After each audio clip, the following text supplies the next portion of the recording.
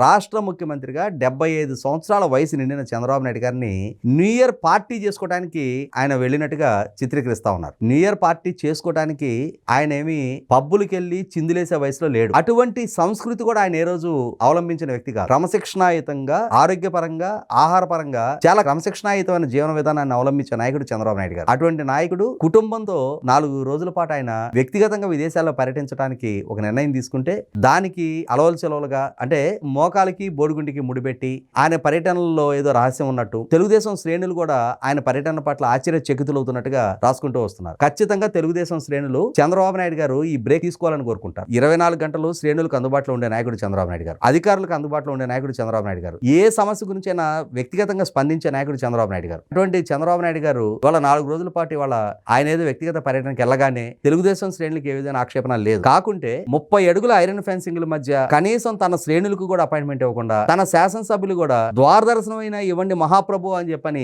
అభ్యర్థించి అర్థించినా కూడా తన శాసనసభ్యులకు కూడా అందుబాటులో ఉండని జగన్మోహన్ రెడ్డి ఆయనకు సంబంధించిన సాక్షిలో ఇవాళ చంద్రబాబు నాయుడు గారి పర్యటన గురించి అబోధ కల్పనలతో, అవాస్తవాలతోటి ఈ విధమైన కథనాలు వండివార్చడం ద్వారా వాళ్ళ శ్రేణులు కూడా ఆయన నమ్మించలేదు.